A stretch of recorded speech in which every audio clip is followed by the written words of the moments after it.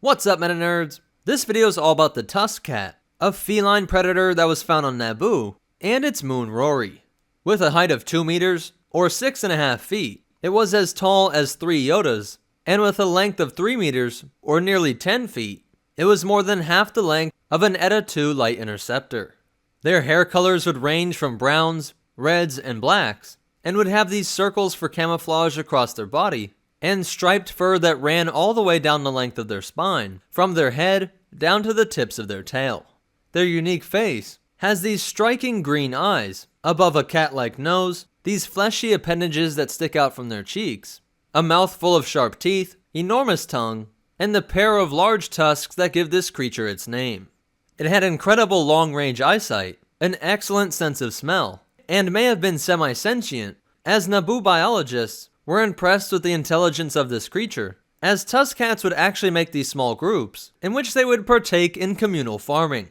That might sound strange, and by the way they look, you might have assumed that they just stalked their prey and hunted down food on their own, but they are described as Naboo's natural shepherds, as prides of Tusk-Cats organize themselves to be able to herd Shaaks, protecting them from other would-be predators, and killing off 1 or 2 a week to supply enough food for the Tusk-Cat pride. This pride usually consisted of 1 male and 1 female, who would mate for life, and the young would stay a part of this pride and hunt alongside their parents, until the males were sexually mature, and able to go off and find their own mate. These young males would find their partner through a process called scenting, in which the 2 Tusk-Cats would be attracted to each other's pheromones.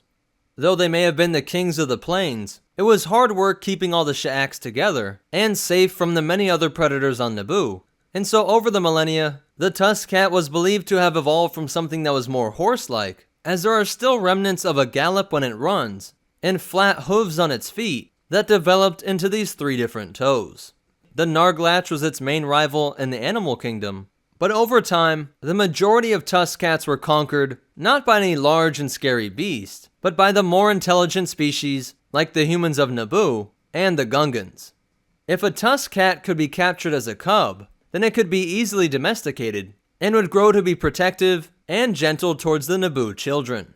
Human shepherds would often ride on top of Tusk-Cats, and use them as ways to herd their own livestock, which included the Shaak and the Gwalamas, an animal that was often used as a royal steed.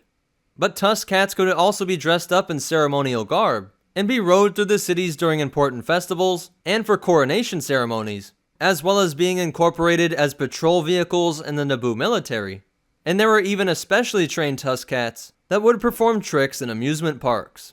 After the joint victory of Naboo and Gungan forces over the Trade Federation, these 2 previously feuding species would hold the victory races of Naboo as an act of solidarity and remembrance for those that were lost, in which the royals would partake in a friendly race, Queen Padme Amidala deciding to ride her own Tusk-Cat. Many Tusk-Cats made it off-world, because generations of domestication made them a safe and lovable family pet, and proof of how much their owners loved their Tusk-Cats is how many homes would prominently display memorial cups that had been ornately carved from the tusks of their fallen friends.